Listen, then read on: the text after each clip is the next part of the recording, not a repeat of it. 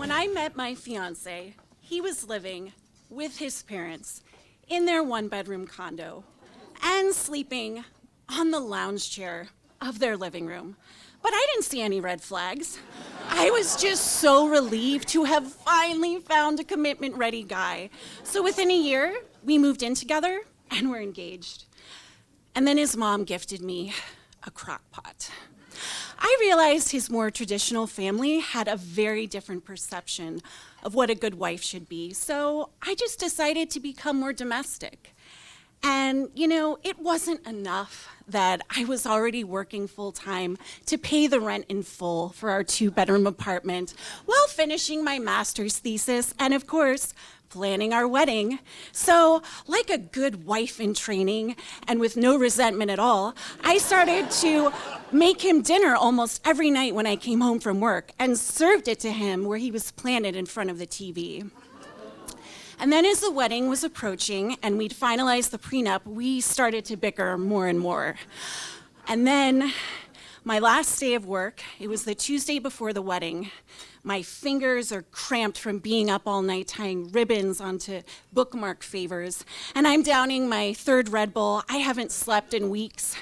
And my landline in my office and my cell phone are ringing nonstop with more demands. Yes, I added all the slides you wanted to the marketing presentation. I wasn't expecting to do that too, but I will take care of that before I leave.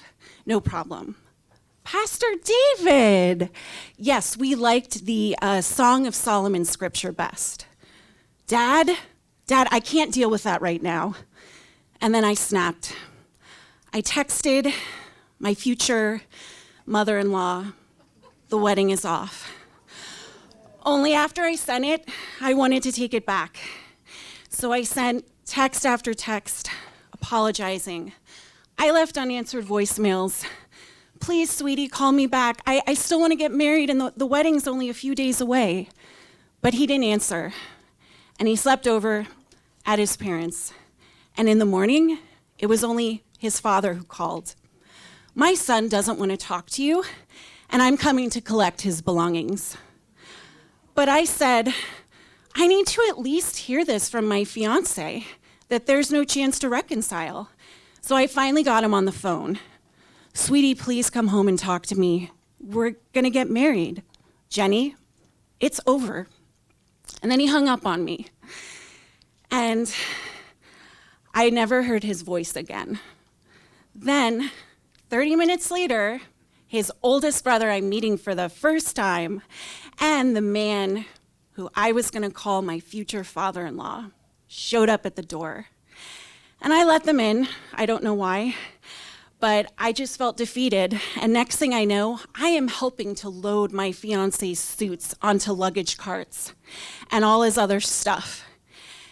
And while we're sweating, I was told that my fiance was waiting in the car. Typical. So after they left, I was just pacing our apartment, my apartment, and trying to process everything. And then my phone rang, and it was the day of planner calling about Saturday. Hey, Dora. So there's kind of a big change for Saturday. The groom, and I presume his side of the guest list, but they're still welcome. They're probably not coming. So, everything's paid in full. But it's fine. We're gonna go from here. We're gonna leverage the reception as a family reunion because I've got people flying in. We have hotel blocks, so we're gonna have a party. And we're just, if you can call the caterer, we won't need the sweetheart table. And let's see, the pastor, because there's not gonna be a ceremony, so we don't need the church. And then the photographer, obviously there aren't gonna be any first look photos, more like last look. So then I'm walking around our apartment and I see the crock pot. They forgot to take that. But it was this instant reminder of how much of myself I was trying to change to be good enough to be his wife. So then I remembered that we had non-refundable tickets to Italy for our honeymoon, and I was still going to Italy. So I got on the phone, and I called the hotels in Italy. Ciao, mi chiamo. Oh, of course you speak English. I'm so sorry. I'm going to be checking in next Tuesday, but if you could just write a note that it won't be as a Mrs. Yeah, I'm not getting married. So scratch the honeymoon package, but the champagne, leave that in the room. I will drink that upon arrival. But then I thought of another thing. I wasn't going to have a date to what was supposed to be my wedding reception. And I didn't want to go alone. I didn't think I could go through with that. So I figured I have nothing to lose. Who would still be single? And I reached out to my high school sweetheart. Hey, so good to hear your voice. Yeah, I was going to be getting married. Funny you should mention that. Sorry you had to find out on Facebook. Anyways, the groom can't make it.